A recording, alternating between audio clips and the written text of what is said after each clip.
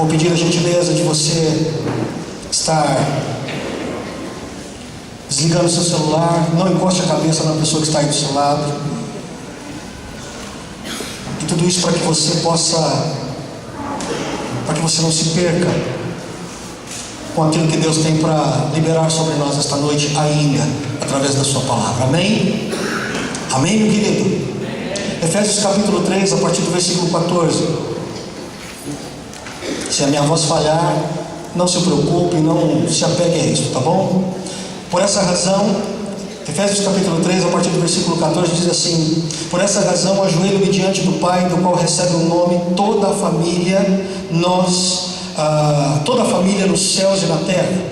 Oro para que, com as suas gloriosas riquezas, Ele os fortaleça no íntimo do seu ser, com poder, por meio do seu Espírito, para que Cristo habite no coração de vocês mediante a fé. E oro para que, estando arraigados e alicerçados em amor, vocês possam, juntamente com todos os santos. Querido, você pode repetir comigo, por favor? Juntamente com todos os santos.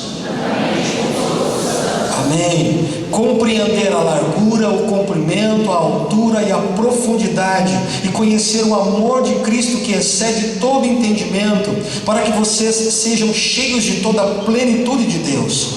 Aquele que é capaz de fazer infinitamente mais do que tudo o que pedimos ou pensamos, de acordo com o seu poder que atua em nós. A Ele seja a glória na igreja e em Cristo Jesus, por todas as gerações, para todo o sempre. Amém.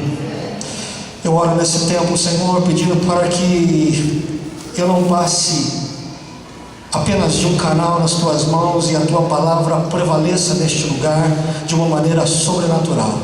Que o Senhor continue ministrando e falando a nós, ó Deus, mais do que aquilo que queremos, é aquilo que precisamos ouvir do Senhor neste lugar, Pai.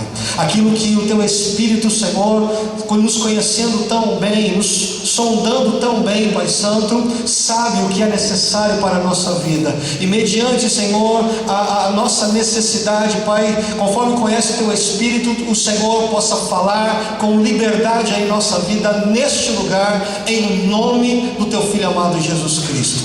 Amém e amém. Amém, meu querido? Abra sua Bíblia ainda, no capítulo 4 de Efésios. Vamos ler agora a partir do versículo 11. Tenha a liberdade de estar comigo. Efésios, você deve estar possivelmente na mesma página, capítulo 4, a partir do versículo 11, e diz assim: e Ele designou alguns para apóstolos, outros para profetas, outros para evangelistas e outros para pastores e mestres, com o fim de preparar os santos para a obra do ministério, para que o corpo de Cristo seja edificado. Diga: o corpo de Cristo. Amém. Para que o corpo de Cristo seja edificado, até que todos alcancemos a unidade da fé e do conhecimento do Filho de Deus, e cheguemos à maturidade, atingindo a medida da plenitude de Cristo. O propósito é que não sejamos mais como crianças, levados de um lado para outro pelas ondas, que jogados para cá e para lá por todo o vento de doutrina e pela astúcia e esperteza de homens que induzem ao erro. Antes, seguindo a verdade, diga: seguindo a verdade. Antes, seguindo a verdade em amor, cresçamos em tudo naquele que é a cabeça, Cristo. A cabeça, Cristo. Dele, todo o corpo, ajustado e unido pelo auxílio de todas as juntas, cresce e edifica-se a si mesmo em amor, na medida em que cada parte realiza a sua função. Como já temos partilhado aqui por esses dias, nosso grande desafio com esta palavra e por esses dias é entendermos que Deus, Ele não tem para nós apenas o ir à igreja. Se nós nos determos na palavra de Deus, vamos entender que o grande desafio que Deus espera da nossa vida é que, mais do que sejamos identificados como pessoas que vão a uma igreja, é que sejamos essencialmente igreja. Por essência, sejamos naturalmente igreja. E nós não estamos falando aqui de igreja, templo ou lugar específico de reuniões, como há muito temos falado aqui. Estamos falando do templo pessoas, eu, você, nós somos o templo da habitação de Deus, nós somos o lugar aonde Deus, Ele se manifesta, aonde Deus habita e aonde Deus se move, amém, meu querido? A igreja, você e eu, não somos uma criação qualquer. A igreja, ela foi planejada, ela foi um sonho de Deus, desde antes da fundação do mundo. E como aqui nós também já partilhamos, Israel falhou na sua função de poder espalhar as boas novas do Deus Todo-Poderoso para o mundo todo. Mas mesmo assim, com Israel falhando, Deus já tinha um plano de levantar um novo Israel, ou seja, a igreja de Deus, a partir da pessoa de Jesus Cristo nesta terra. E Jesus deu a sua vida pela igreja. É na morte de Jesus que nasce a igreja. Somos fruto, escute, somos fruto da morte de alguém. Somos resultado de alguém que morreu. Esse alguém é Jesus Cristo. Amém? E por isso nós precisamos e devemos celebrar a Cristo, meu querido. A igreja precisa redescobrir o privilégio que ela tem, e não é exclusivismo. Igreja jamais pode ter qualquer sombra, qualquer sentimento de exclusivismo em sua vida, de achar que porque a igreja é superior, é melhor, é maior, tem poder acima deste ou daquele. Querido, esse espírito precisa ser dissipado e eliminado das nossas vidas. Diga amém, se você concorda. O que nós temos hoje é o privilégio. Nós temos hoje a graça de Deus que nos alcança, e isso nos torna como igreja. E como eu disse, a igreja precisa redescobrir a gratidão por isso. A igreja precisa redescobrir, meu querido, a alegria de ter encontrado um Deus, ou melhor dizendo, de um Deus que nos encontrou e transformou a nossa história e tem o poder de intervir em nossa vida. Porque se nós olharmos para trás em tudo aquilo que Deus fez, nós veremos quão grandes coisas, por sermos igreja, o Senhor fez por nossas vidas. E por que a igreja hoje tem tanta dificuldade de adorar, de glorificar, de agradecer? Porque a igreja tem tanta dificuldade hoje de se expor na presença de Deus e dizer: Senhor, obrigado por tua salvação, obrigado por tua morte na cruz, obrigado por tua ressurreição, obrigado porque o Senhor hoje intercede por nós, obrigado porque não importa quem não esteja comigo, eu sempre terei a tua presença comigo, porque o Senhor nunca me deixa. E isso, meu querido, foi obra de Deus para você e para mim. Eu e você precisamos nos alegrar nisso. Você crê nisso? Crê nisso, igreja? Você sabe que existem algumas bênçãos espirituais sobre a terra que não poderão ser dadas para o povo lá fora, para as pessoas que não conhecem a Deus. Existem algumas bênçãos que elas são específicas somente para aqueles que são igreja do Senhor. Está em Mateus capítulo 18, versículo 18, anote para você conferir posteriormente. E um desses exemplos que eu quero dar, meu querido, é o fato de que a igreja tem o poder de discernir, por exemplo, o mundo espiritual e combater o mundo espiritual. Você pode dizer para mim: pastor, eu conheço muita gente que mexe com o mundo espiritual. É verdade, mexer eles podem até mexer, mas discernir o que é verdade e interromper o que é o mundo espiritual, só a igreja tem essa capacidade. Isso foi dado à igreja do Senhor Jesus. Você pode dizer amém? Amém. Ela, a igreja, eu e você, como eu já disse, temos essa função, temos essa condição por causa da morte de Jesus. E por isso, querido, a igreja para Deus, ela é inestimável. A igreja para Deus, ela tem o valor do Filho dele. Nós precisamos resgatar essa compreensão, precisamos resgatar esse valor na nossa compreensão, meu querido. Que o fato de eu ser igreja, isso é um privilégio, e eu preciso celebrar, e agradecer, e adorar, e bendizer a Deus por causa disso. Porque Deus, Ele conseguiu, Ele liberou por me amar, por te amar, por nos amar. Eu e você não valíamos nada. Deus, Ele na verdade pegou o seu Filho Santo, puro, imaculado. Deus na verdade pegou o que Ele tinha de mais valíamos nada. Nada. Não valíamos nada.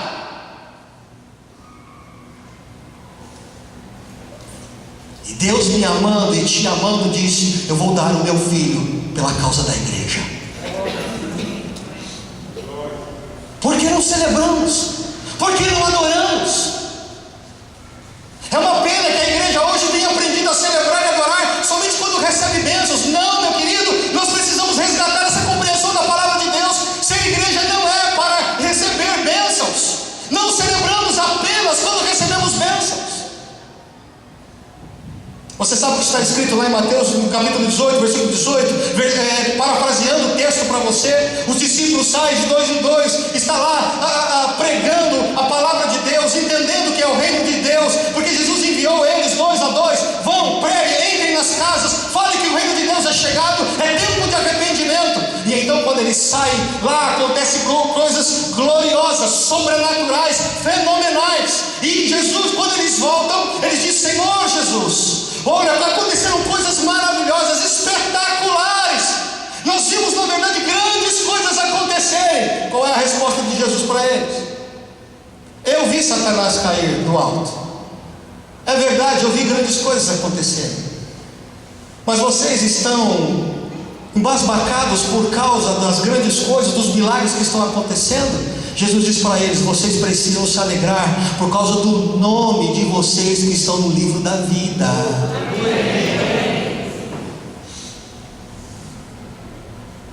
Hoje nós celebramos e adoramos e bendizemos a Deus só quando temos as bênçãos nas mãos. Não, meu querido, olhe para a resposta de Cristo. É bom celebrarmos a Deus, temos que adorar ao Senhor quando recebemos as bênçãos que tanto precisamos. Isso é uma grande maravilha para as nossas vidas.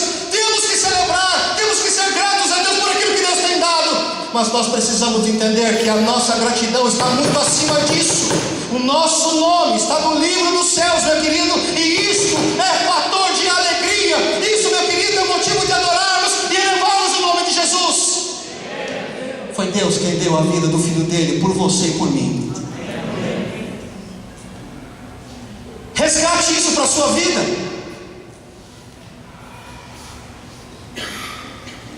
Você está aqui? Está aqui, meu querido? Ser igreja é um processo. Frequentar uma igreja pode te ajudar a ser uma igreja, mas não significa necessariamente que você será igreja vindo a uma igreja. E para sabermos se de fato estamos sendo igreja, por favor, diga: ser igreja. Eu quero que você grave isso ao ir embora deste lugar. Mais do que ir à igreja, nós precisamos ser igreja. A pergunta mais importante a ser feita, ela deve se dirigir à referência. Qual é ou quem é a nossa referência para sermos igreja? O que deve influenciar ou nos influenciar no nosso processo como igreja? As respostas a essas perguntas, meu amado, podem definir a nossa condição de ser igreja. Então preste atenção. Eu quero tentar te conduzir a essa compreensão.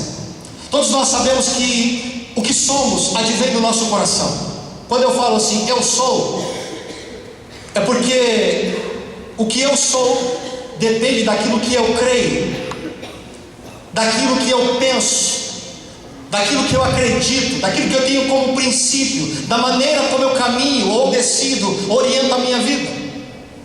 Ou seja, tudo passa pela minha mente de alguma forma. Quando eu falo tudo isso passa ou é o meu coração, estamos falando acima de tudo, meu querido, da nossa mente. Tudo isso passa primeiro pela nossa maneira de pensar. Convicções, valores, princípios moldam a nossa maneira de pensar. E é a partir da nossa maneira de pensar que nós definimos a nossa vida. Amém? Amém. Tudo que eu creio, penso, acredito, tenho como valores, eu estabeleço como princípios, de alguma forma está em meu coração, ou seja, em minha mente. E é aí que começa o desafio de ser igreja. O desafio de ser igreja experimenta o mesmo caminho, passa pelo mesmo processo. O que a igreja é, pode ou tem, advém da sua mente. E as Escrituras Sagradas dizem que a igreja de Jesus tem um cabeça. Diga cabeça. Chama-se Jesus Cristo. Diga amém. Abra sua Bíblia, Colossenses capítulo 1, versículo 18. Diz assim, Colossenses 1, 18. Diz assim a palavra de Deus: Ele é a cabeça do corpo, que é a igreja. Ele é a cabeça do corpo, que é a igreja. É o princípio e o primogênito dentre os mortos, para que em tudo tenha a supremacia. Colossenses capítulo 1, versículo 18. Ele é a cabeça do corpo este que é a igreja. Amém até aqui? Efésios capítulo 5, versículos 23 e 24, diz assim: Pois o marido é o cabeça da mulher, assim como Cristo, da mesma forma que Cristo é o cabeça da igreja, que é o seu corpo. Detalhe, do qual Ele é o Salvador. Olhe para mim, por favor. O Salvador da igreja é o cabeça.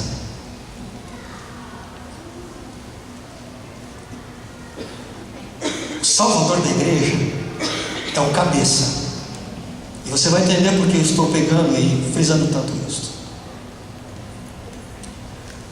Nosso desafio de ser igreja, ele não está em nossa própria capacidade de iniciativa, de decisões. Em primeiro lugar, a nossa condição de ser igreja, ela vem de uma maneira de pensar. E essa maneira de pensar, esse senso de direção, está na pessoa de Jesus Cristo. Ser igreja parte deste princípio, de que eu não ando por mim mesmo, e nem por outros, e nem por coisas, e nem por tempos. Ser igreja inicia-se pelo cabeça. Você pode dizer cabeça? Querido, cabeça é Cristo Jesus sendo a nossa direção, e aí começa a nossa condição essencial de ser igreja. Eu penso que a igreja atualmente ela tem se enfraquecido muito, tem se deformado, e mais do que isso, a igreja tem perdido a identidade. A igreja tem sido confundida quando está lá no meio do mundo. Aliás, como tem sido fácil isso? Como a igreja tem se assemelhado ao mundo? Isso porque Cristo não tem sido a cabeça, a mente, a referência desses cristãos. Pessoas que têm trocado a sua direção de vida. Basta vir alguns modismos, basta vir talvez uma oportunidade. Quanta sorte de confusão, de heresias, de inverdades, e as pessoas estão caindo com muita facilidade. Sem contar que muitas vezes o nosso próprio ego define, comanda a nossa vida, quando é Deus que tem que comandar. O que eu estou tentando dizer é que para ser igreja, nesse processo de ir sendo igreja, começa pelo fato de eu ter que sujeitar, submeter minha vontade à vontade de Deus. Diga amém, se você concorda. Aliás, quanta oposição nesses dias a esse respeito. E um deles, a meu ver, é esse hedonismo. O que é hedonismo, pastor? Hedonismo, meu querido, é tudo pelo prazer. Hedonismo é qualquer coisa que vale pelo prazer momentâneo, agora, já. Você está aqui? Pastor, então quer dizer que igreja é se anular? Não, querido. Porque quem reconhece o que Cristo fez na cruz por sua vida, ele não tem obrigação nenhuma de estar com Deus. Ele dá a sua vida para Deus. Você está aqui? Não existe anulação. O que existe é entrega. Eu dou a minha vida porque eu sei o que Ele fez comigo. Você não está trocando favores com Deus não, viu? porque isso nada mais é do que gratidão, é reconhecimento por tudo que Deus fez, está fazendo e ainda vai fazer pela minha vida. Amém, igreja?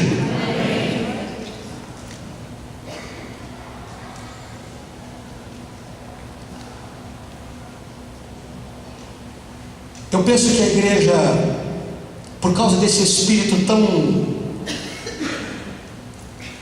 se eu posso chamá-lo de sensual, já que tem a ver com prazer, a igreja tem perdido a salvação do seu meio. Grande parte do povo de Deus tem perdido a salvação do seu meio. Estão perdendo para os seus próprios prazeres. Estão perdendo a guerra para os prazeres do seu corpo, para os prazeres da sua própria vida. Estão perdendo o poder de Deus de suas vidas por causa dos prazeres que se lhes é apresentado neste mundo. A igreja não tem conseguido resistir. A igreja não tem conseguido dizer: não, isso aqui não é para mim. A igreja tem perdido esse poder. A igreja tem vivido fraca nesse sentido, porque perdeu a cabeça, se desfez da cabeça, acredita que como membro próprio consegue lidar com a sua própria vida. Queridos, guarde algo esta noite de uma vez por todas: a salvação sobre a igreja, ela só é uma realidade quando eu estou sujeito à cabeça, que é Cristo Jesus. Talvez seja esse o motivo porque tantos cristãos estão em tantas filas, querendo tantas orações, talvez porque tantos problemas, talvez porque tantas dificuldades, porque tantas oposições, porque tantas dificuldades no meio do povo de Deus, porque tanta confusão, por exemplo, porque tanto pecado no meio do corpo de Cristo. Qual a razão?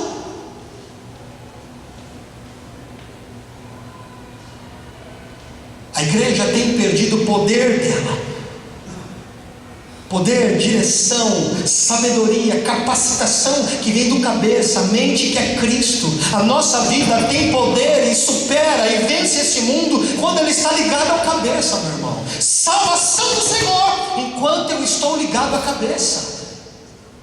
É assim que eu ando como igreja.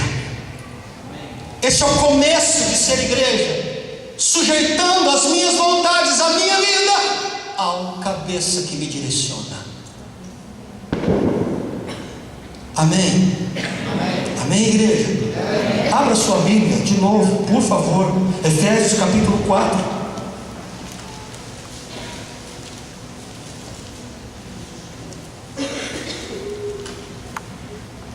Já passamos por esses versículos, mas eu gostaria que você me acompanhasse. Quero fazer uma leitura numa versão tanto quanto mais popular, se eu posso assim chamar. Capítulo 4 de Efésios, versículos 15 e 16. Diz assim: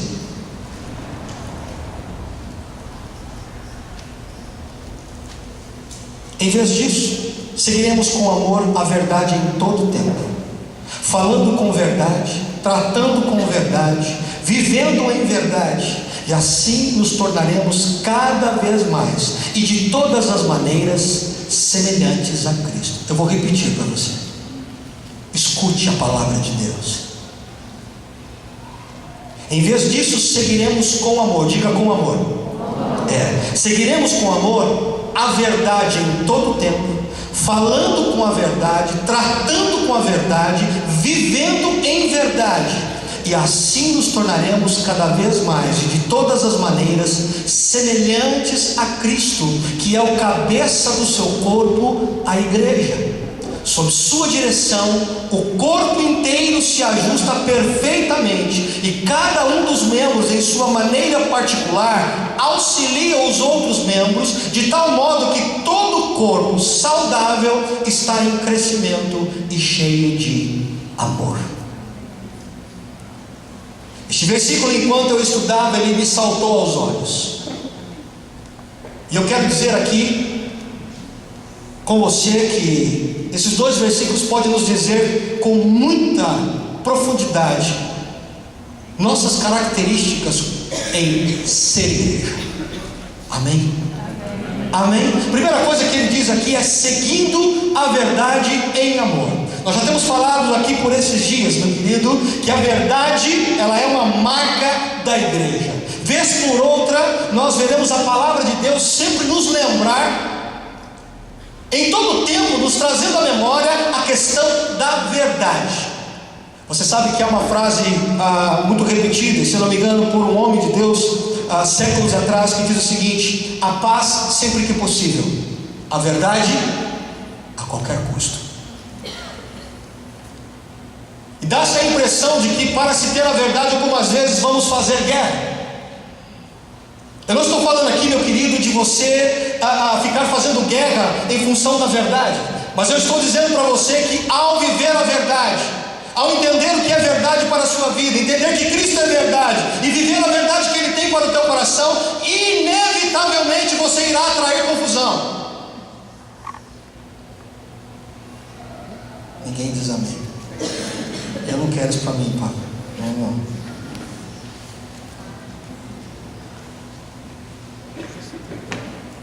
Jesus viveu esse drama, né? Enquanto falava a verdade e vivia a verdade, sua vida foi um incômodo constante a tantos que andavam com ele. Jesus sempre estava envolto com dois tipos de pessoas: os que ouviam e o desejavam a verdade, e os que queriam pegá-lo no engano. Mas não era possível, porque ele era a própria verdade.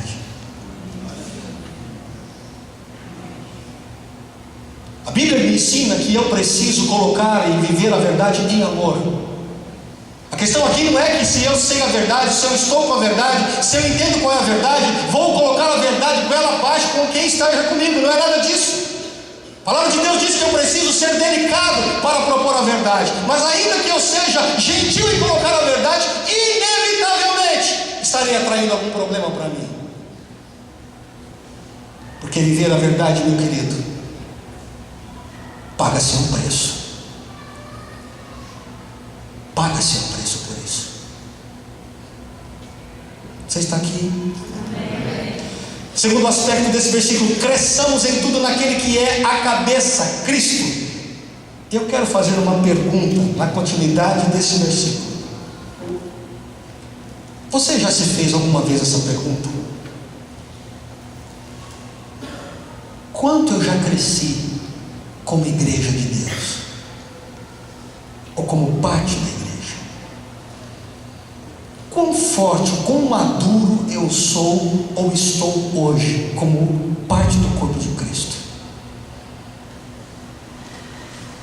Até que ponto pessoas, circunstâncias, coisas afetam a minha vida com Deus? Quanto estou pronto para lidar com as fraquezas dos outros?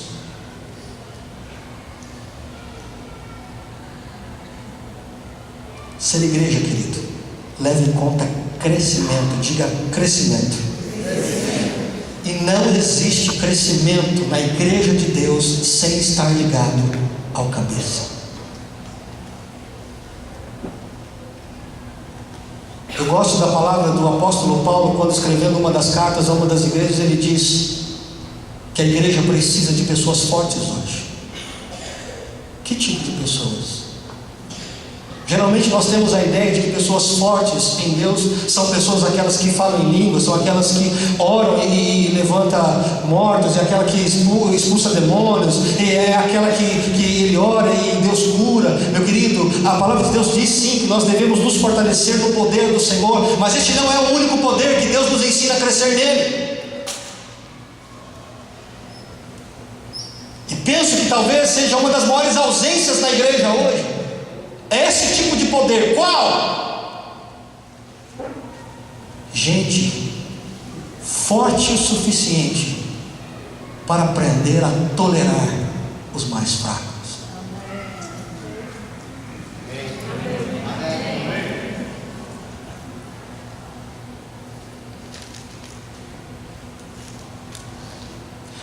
igreja ainda era olhada como um lugar de pessoas perfeitas. Eu fui ensinado assim a respeito da igreja, né? As pessoas chegavam na igreja e é o seguinte: ó, para com isso, para com aquilo, para com isso, você não pode mais aquilo, não pode aquilo outro, aquilo, você tem que tirar tudo. Porque se você fizer isso, você é santo, e aí você está perfeito para andar com Deus. E nós acreditávamos piamente que era assim que se servia a Deus. Algumas vezes caíamos em pecado, ou muitas vezes caíamos em pecado, mas ninguém sabia. Mas íamos à igreja, fazíamos como todo mundo fazia. E aí, quando vinha um irmão cheio do poder lá na igreja, que começava a falar em línguas, e alguém falava assim: tem dom de revelação, já começava a tremer o juízo. Porque pronto, Deus vai revelar o meu pecado hoje. E aí o culto virava uma tortura, igreja virou uma tortura. Porque a igreja virou um lugar de gente perfeita. Não pode mais errar, é impossível, está fora de cogitação você cair. Por favor, não pense que eu estou fazendo apologia ao pecado aqui, viu? Estou falando sobre a essência de ser igreja aqui, meu irmão.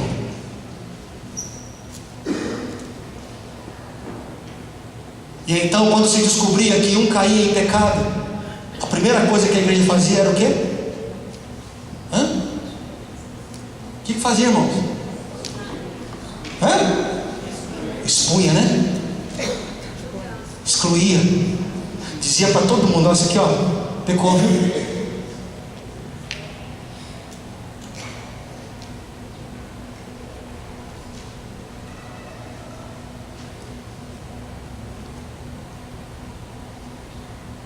Somos o grupo que matamos aqueles que precisamos levantar do nosso lado, os nossos irmãos.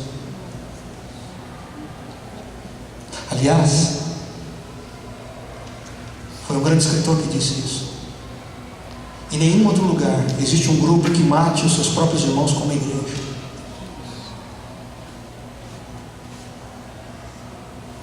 Quando os nossos irmãos caem em pecado do nosso lado, olhe para mim, por favor. Sou eu o primeiro a levantá-lo. Diga amém para isso, pelo amor de Deus, querido. Se você entende.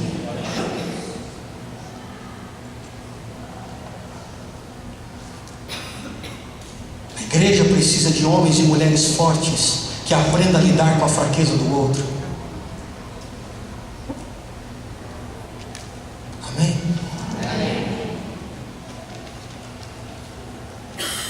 Continuando o versículo: dele todo o corpo ajustado e unido pelo auxílio de todas as juntas, cresce. Ou palavrinha dura essa. Eu vou repetir ela. Dele todo o corpo ajustado. Ajustado.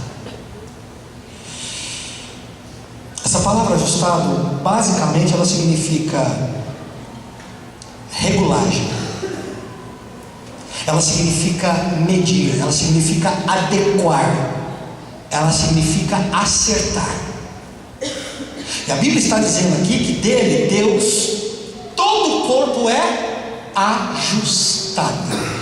Deus faz adequações com a nossa vida.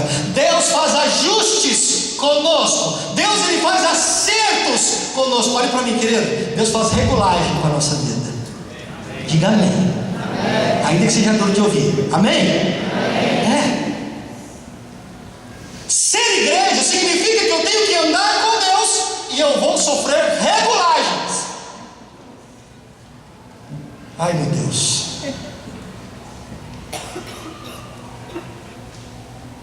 Sabe por que nós sofremos regulagens em Deus? Porque se depender de nós, olhe para mim, não faremos. Você está aqui? Aliás, tem dia que a gente olha no espelho e fala assim: ô santão, ô homem de Deus, esse é o cara. Essa é a varoa de Deus.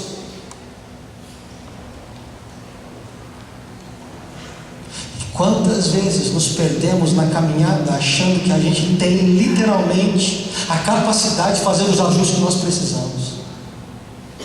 Eu vou repetir então para nós, porque ser igreja recebe ajuste divino.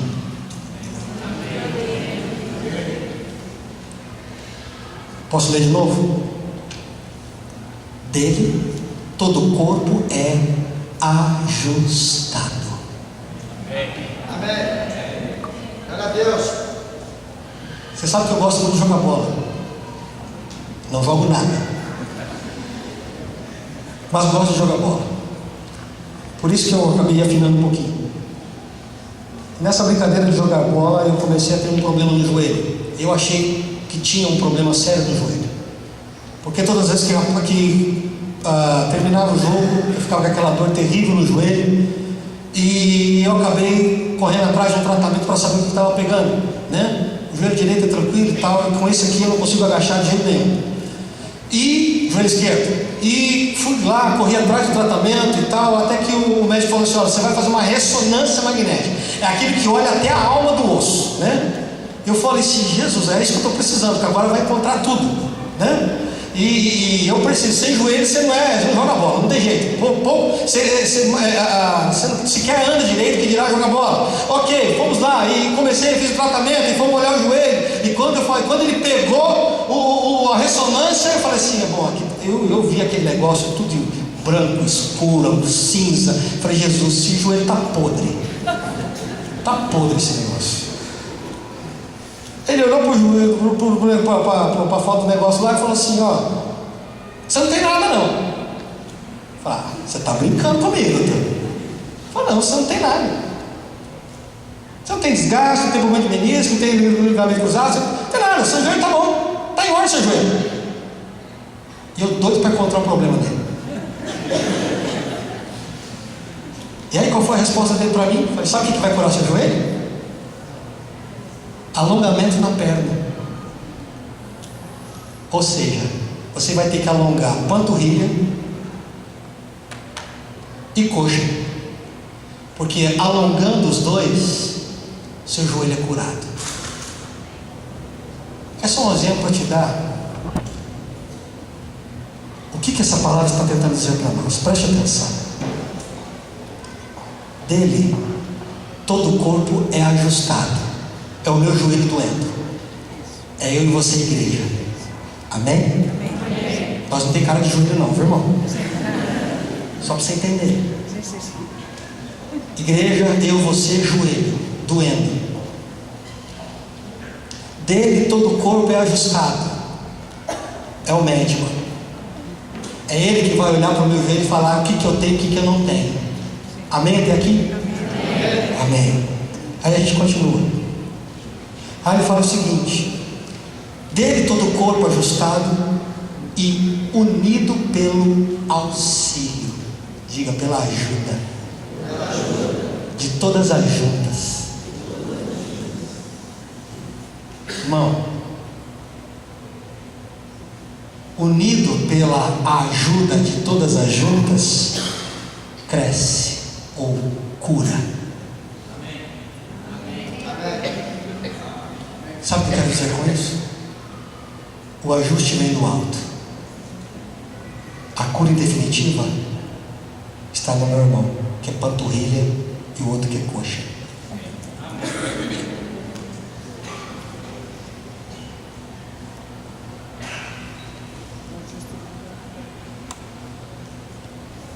Vou tentar melhorar isso para você. Por muitas vezes Deus virá fazer ajustes em nossa vida. Porém a cura estará na convivência, na ajuda do teu irmão. Olhe para mim. Isto é ser igreja. Você está aqui ainda? Podemos avançar? Edifica-se a si mesmo em amor. Edificar no seu conceito mais simples, eu estou terminando, fique tranquilo. Significa construir, erigir, erguer.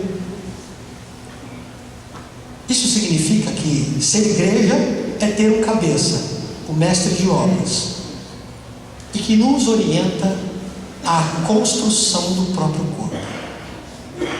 Que coisa maravilhosa, né?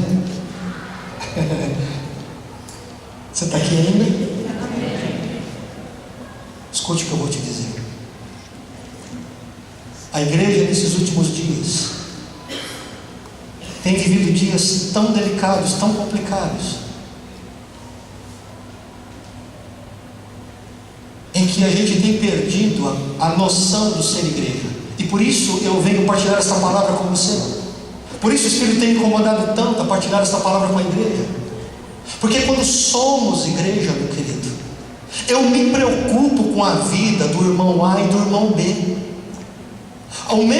A minha função, a minha postura é ajudar o meu irmão, é ajudar, é erguer, é edificar, é colocar um tijolinho a mais em favor dele. Igreja constrói em favor do outro.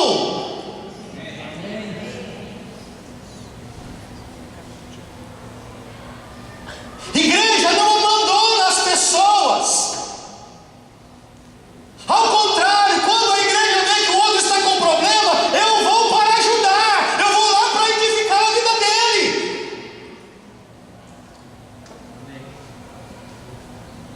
A Bíblia não me dá o direito de, ao ser igreja, eu ficar espizinhando, olhando para o tijolo do meu irmão, porque caiu em pecado, porque ele está sendo desconstruído, porque ele errou, eu ficar espizinhando e ainda quebrando os tijolos em cacos.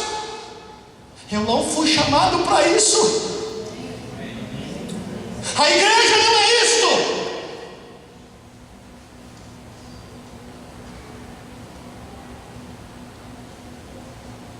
A igreja foi chamada a construir, a erguer, a erigir em favor do outro.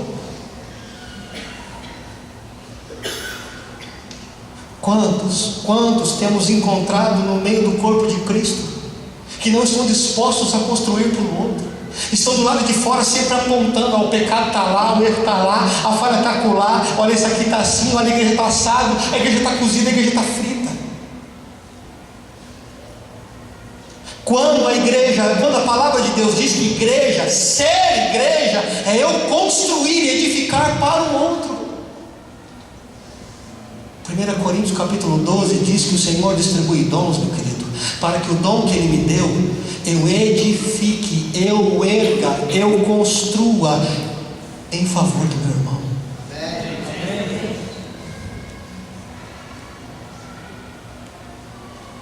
Você está aqui?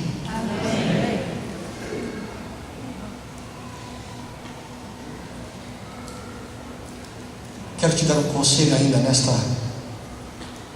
últimos momentos. O que você anda fazendo? O que você anda fazendo quando pessoas vêm dizer de filhos de Deus para a tua vida? O que você anda fazendo?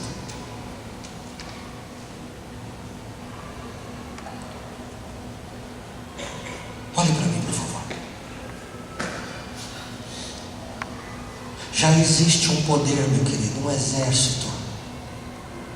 Já existe um poder e um exército com a intenção de destruir a igreja.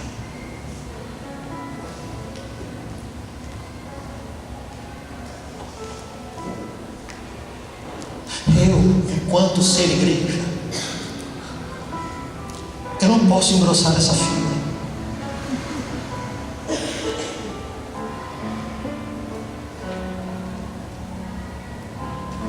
Você está aqui?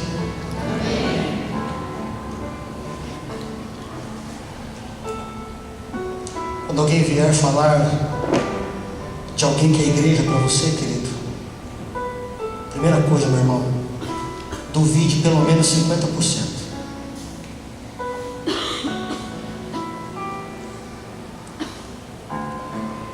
Se isso lhe incomoda, segundo, vá orar por essa vida. E se isso for muito difícil para você, vá até a pessoa para perguntar se é verdade.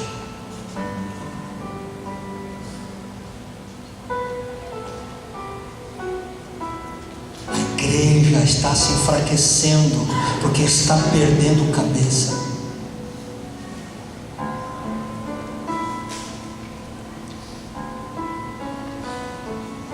E por último, na medida em que cada parte realiza a sua função. Eu vou ler de novo para você. Em vez disso, seguiremos com amor a verdade em todo o tempo, falando com verdade, tratando com verdade, vivendo em verdade, e assim nos tornaremos cada vez mais, de todas as maneiras, semelhantes a Cristo, que é o cabeça do seu corpo, a igreja. Sob sua direção, o corpo inteiro se ajusta perfeitamente, e cada um dos membros, em sua maneira particular, auxilia os outros membros, de tal modo que todo o corpo saudável está em crescimento e cheio de amor. Na versão da qual nós estamos tão acostumados, estamos falando a mesma coisa. Antes, seguindo a verdade em amor, crescemos em tudo naquele que é a cabeça, Cristo. Dele, todo o corpo, ajustado e unido pelo auxílio de todas as juntas, cresce e edifica-se a si mesmo em amor, na medida em que cada parte realiza a sua função. Eu termino dizendo o seguinte: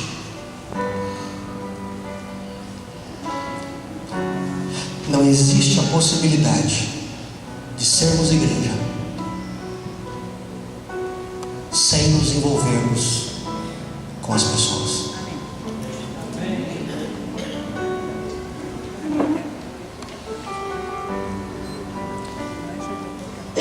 Vivemos tempos na sociedade em que compromisso é algo absurdo hoje. Absurdo é alguma coisa parecida com perda de tempo, peso, perda de oportunidade, prisão.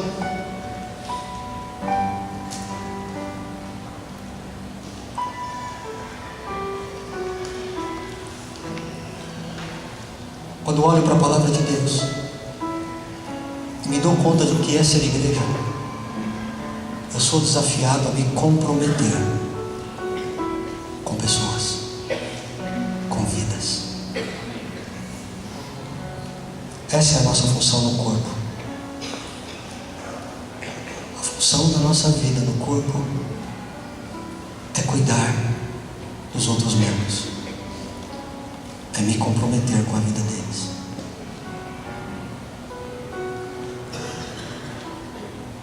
Amém?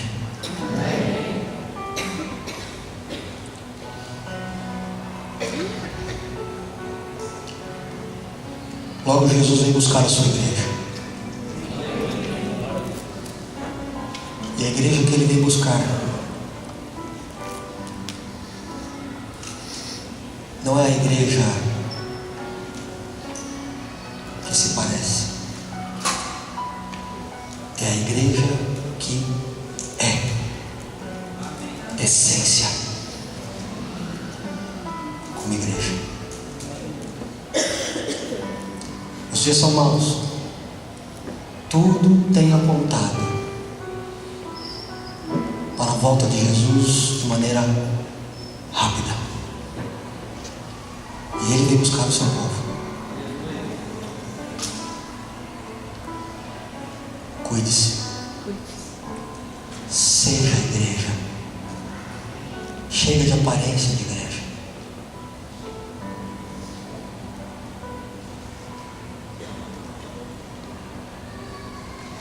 Amém?